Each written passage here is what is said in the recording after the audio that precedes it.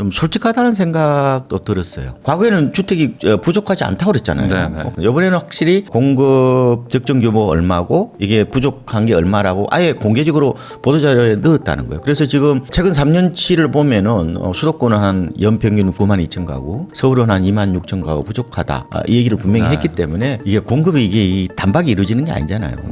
LH가 이제 총대를 메고 뭐 이번에 6만 가구를 짓겠다는 게 그게 사실은 그게 핵심이거든요. 그러니까 집 장사를 이제 하겠다는 건데.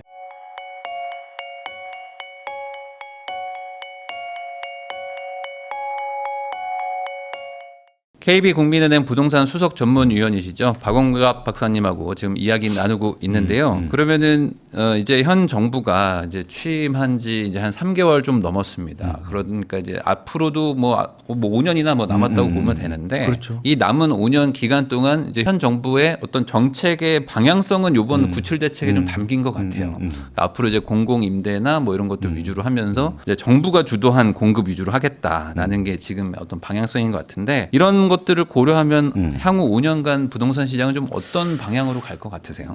저는 그 이번 공급 대책에 좀 긍정적으로 보는 거는 취임 초기에 나왔다는 거예요. 정책에 좀 힘이 좀 실릴 수 있다 그렇죠. 이런 생각은 들고요. 과거에 대책 나오면은 준비하다 보니까 끝나잖아요. 뭐 그래도 이번에는 어쨌든 간에 정부에서 좀 공급에 대한 어떤 드라이브를 좀 더 강하게 걸 거다. 뭐 그런 측면에 대해서는 나름대로 뭐 어떻게 보면 이게 뭐 시기적절할 수도 있고 아니면 불가피한 어떤 그런 상황이라고 봅니다. 근데 이제 이게 공급이 이게 이 단박에 이루어지는 게 아니잖아요.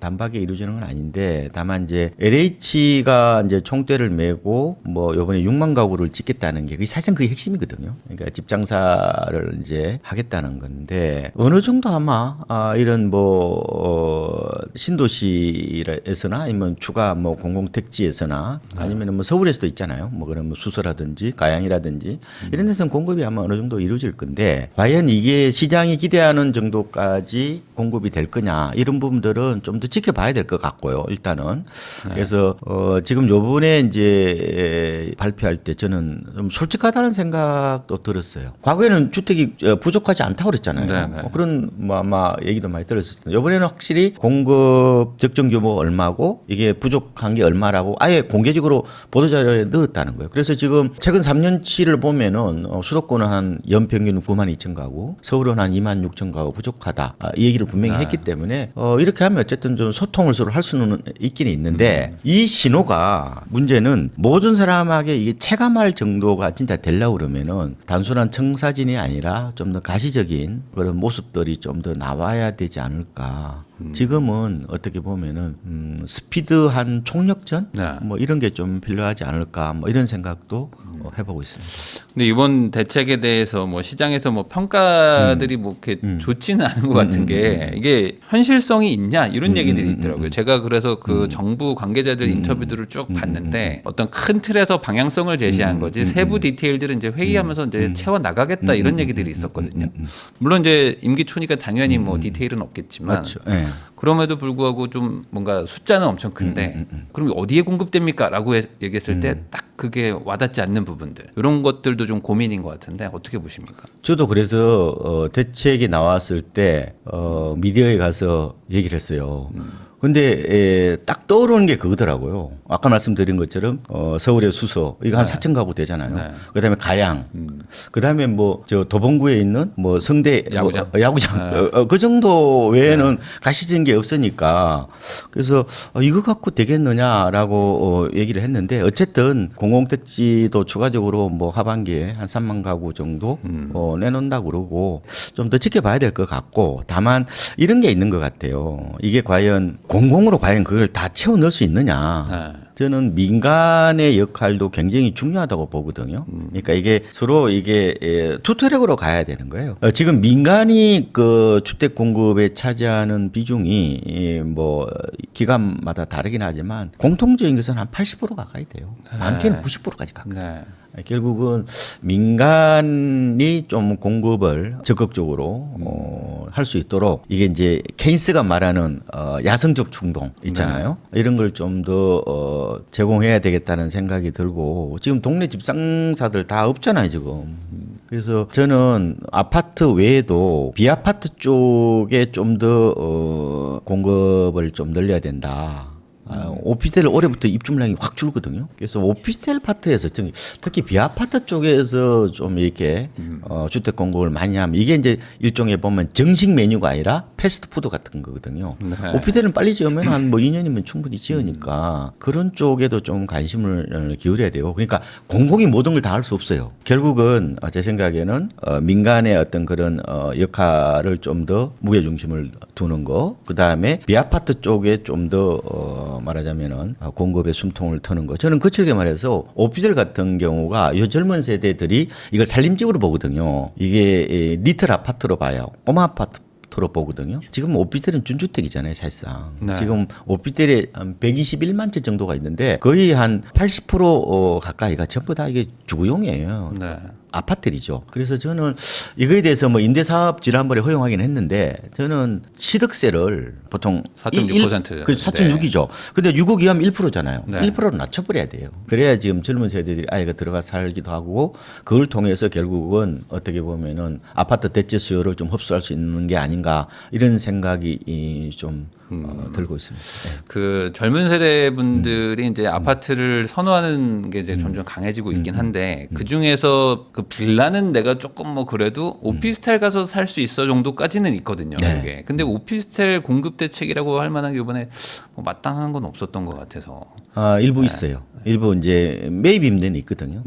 그래서 뭐 그거를 지으면은 사주겠다. 근데 그것도 뭐 원가에 뭐 일부 그거는 요번에 일부 포함돼 있어요. 포함돼 있는데 저는 완전히 없는 줄 알았는데 그 부분 있긴 한데 저는 이 재고 시장에서도 좀 접근이 좀 돼야 그러니까요. 된다. 네. 이런 건 좀 세법 개정이 좀 필요하지 않겠습니까? 저는 그렇게 보고 있습니다. 예. 근데 이런 것도 좀 아쉬움이 있다. 네. 예. 그러면 이번에 또 하나 나온 게 이제 공공 분양이나 뭐 공공 임대 이런 것들을 많이 네. 한다고 하는 건데 그거는 반대로 얘기하면은 이제 청약을 노리던 분들, 그러니까 무주택 분들이 이제 뭐 가점이든 뭐 이런 것들을 가지고 나도 소위 말하는 뭐 로또 청약이나 이런 것들을 노렸던 분들도 많은데 이런 분들한테는 좀 많이 실망스러운 얘기일 수도 있을 것 같아요. 어떻게 보십니까? 아무래도 신도시 쪽에는 좀 네. 그럴 수 있을 것 같아요. 그래서 제가 청약 전략을 다시 짜야 된다. 이게 이제 LH가 공공택지 민간 매각을 중단하고 직접 이제 시행에 나서면은 공공주택이 늘어나거든요. 말씀드린 것처럼 2030년까지 LH 보유 이제 공공택지에서 총 6만 가구의 민간 참여형 공공주택을 공급한다.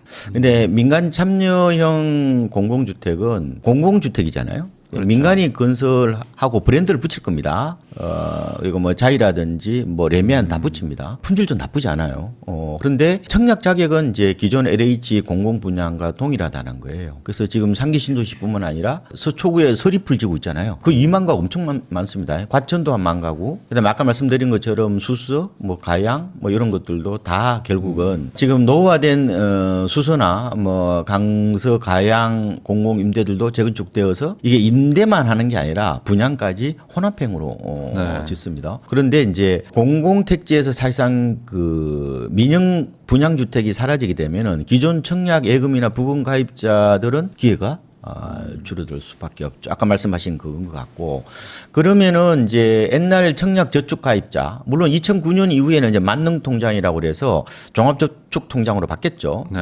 어쨌든 그런 통장 가입자나 신혼부부들은 오히려 당첨 가능성이 높아요. 이게 분양가 상한제를 하잖아요. 분양가가 저렴하죠. 그래서 이제 이게 이제 문제는 서민 주거 안정을 위해서 짓는다 그렇게 볼 수도 있기 때문에 이게 자산이나 소득 기준이 있어요. 그래서 이 분양 조건을 이제 꼼꼼히 따져 봐야 될 것 같고 그런데 이제 내가 청약 저축 통장 혹은 만능 통장을 갖고 있으면은 어떻게 해야 될 거냐 제가 보니까 이게 이제 내가 그러면은 전용 면적 40제곱미터 초과를 받을 거냐 아니면 그 이하를 받을 거냐 다른데 아마 전용 면적 40제곱미터 정도 되면은 아마 17평형 정도가 될 겁니다. 근데 이제 이 40제곱미터 초과는 일단 3년 이상 무주택 세대 구성원이면 돼요. 세대원도 됩니다. 근데 이게 저축 총액이 많은 사람한테 우선권이 주어지거든요. 네. 40제곱미터 이하는 납입 횟수. 대부분이 이제 살림집을 원하잖아요. 누가 작은 걸 원해? 적어도 한 20평은 돼야 되잖아요. 그러면 지금 한도가 얼마예요? 25만 원이죠. 그래서 꼬박꼬박 납입하는 게 좀 좋지 않겠느냐. 뭐 이렇게 보고 있습니다. 이번에 그래서 그 임대 통장이 돼버렸다 뭐 이런 얘기 하시는 분들도 있더라고요. 그러니까 이게 청약을 하려고 그러는데 이제 공공임대 쪽으로 아마 갈 것 같아서 그런 거에 대한 좀 걱정들도 좀 있는 것 같긴 한데. 일부 그런 걱정을 했는데 보도자료 보면은 혼합형 단지들이 제법 있어서 반드시 그렇게 볼 필요는 없을 것 같게요. 그런데 이제 다만 이게 이제 이게 어떻게 분양되는지를 구체적으로 좀 보고 판단을 하셔야 되는데 그래서 제가 이제 그 LH에 한번 확인을 해봤어요. 그랬더만 이게 공공분양은 이 사회적 배려 계층을 위한 특별 공급 비중이 전체 75%입니다. 그래서 구체적으로 이제 보시면은 신생아 특별 공급이 20%로 가장 많고 생애 최초 15%, 기간 추천 유공자 15%, 신혼부부 10%, 다가구 10%, 노부모 부양 5% 순이에요. 일반 분양은 25% 정도밖에 안 됩니다. 대부분이 보면은 이게 그러니까 젊은 세대를 위한 분양이라고 보면 돼요. 만약에 내가 신혼부부야. 그럼 뭐요? 생애 최초겠죠. 그다음에 신혼부부 들어가죠. 그다음에 뭐가 들어가요? 뭐 아이 둘도 있으면 아이 있으면은 또 신생아도 이제 어떻게 보면 특별 분양 기회를 노릴 수 있으니까 이 결론은 뭐냐? 결혼해서 아기 놓으십시오. 저는 아기 놓는 분들을 애국자로 보기 때문에 어쨌든 저는 이렇게 좀 보셔야 될 것 같다는 생각이 들고 근데 이제 그러면 어떻게 할 거냐? 이게 이제 이미 그 시간이 지나버렸네. 이게 청약 예금이나 부금 가입자가 공공분양에 청약하려면 종합 통장으로 바꿔야 되잖아요. 그게 지난해 10월부터 올 9월 말까지 한시적으로 전환을 허용했단 말이에요. 이게 연장할지는 모르겠네요. 저는 연장했으면 좋을 것 같은데. 그래서 어쨌든 문제는 내가 이걸 전환하잖아요. 전환하더라도 일단은 소득이나 자산이 많은 사람은 일단 안 된다고 보면 돼. 그다음에 유주택자는 당연히 안 되죠. 그 유주택자는 어때요 지금? 청약 가점으로는 어때요? 뭐 떨어지더라도 추첨으로 지금 현재 들어갈 수 있죠. 지금 강남 뭐 서초 용산 이런 데도 추첨자 물량이 일부 있단 말이에요. 1주택자들. 그러고 뭐 이런 비규제지역은 추첨자 물량이 많죠. 그래서 그거를 판단해서 의사결정을 해야 될 것 같고 다만 제 생각에는 지금 너무 이게 민간 가점제 통장이 불리한 게 아닌가 이런 지적이 많이 나오니까 공공분양에도 가점제 통장을 쓸 수 있도록 하는 걸 검토하겠다 이런 얘기가 현재까지 나오고 있어요. 이게 이제 아마 연내 LH 기획위원회에서 아마 의사결정을 할 것 같은데 제 생각에는 아마 일부 약간은 물꼬를 터주지 않을까 생각이 되지만 전반적으로 보면은 어쨌든 공공분양은 일반 예금이나 저축 통장 입장에서는 조금 쓸 수가 없을 것 같고 하지만 그래도 어쨌든 공공분양 성격은 기본적으로 무주택자 그리고 소득이 많지 않은 사람 혹은 뭐 자산이 많지 않은 사람을 대상으로 공급을 하는 거기 때문에 아무래도 기존 통장 소유자들 예금이나 아마 부금 통장 소유자들은 당첨 기회가 조금 줄어들 것 같다. 뭐 이런 생각도 해보고 있습니다. 그러면 박사님 보시기에 똘똘한 한 채는 이번 대책의 발표 이후에도 뭐 계속 될 거라고 보세요? 뭐 이게 뭐 바뀔 요지는 뭐 없을까요? 단기적으로는 흔들릴 수 있어요. 단기적으로요? 근데 장기적으로는 저는 이게 하나의 트렌드라고 보고 있습니다. 똘똘한 한 채 이게 나온 지가 벌써 21년이 됐어요. 오래된 얘기인데 이게 똘똘한 한 채는 잘 아시겠지만 원래는 양도세나 어떤 취득세 혹은 종부세를 피하기 위한 일종의 뭐 생존 혹은 어떤 회피 뭐 이런 수단으로서 결국 이런 흐름이 나타났다 이렇게 보면 되죠. 근데 그게 과연 이게 똘똘한 한 채가 취득세나 양도세만의 문제냐는 거예요. 이 현상을 설명하는데 50%밖에 안 된다고 봅니다. 지금 보세요. 지금 만약에 마포 집값 비싸잖아요. 근데 지금 마포에 내가 만약에 하나 더 사면 어떻게 돼요? 취득세가 여전히 3%입니다. 그렇잖아요. 강남은 두 채부터 8%지만 그리고 마포 집 사기 어려워요. 그것도 두 채나 산다고? 보통 서민들이 생각하지 못하죠. 근데 팔 때도 지금 뭐예요? 규제 지역에서도 지금 어떻게 돼요? 양도세 중과가 지금 내년 5월까지 배제돼 있잖아요. 그럼 뭐 달라진 거예요, 그럼? 물론 이제 세 채부터는 해당되겠지만 요새 누가 서울에서 집을 세 채나 사요? 한 채만 사지. 집값이 비싸서 못 사 이제 겁이 나서. 그럼 어때요, 그러면? 이 문제가 그러면 단순하게 이 세제상의 문제냐고요? 저는 아니라고 봅니다. 또 하나의 요인을 봐야 되는데 이게 바로 포트폴리오의 어떤 전환 혹은 효율적인 어떤 그런 포트폴리오의 재구성. 왜냐하면은 보세요.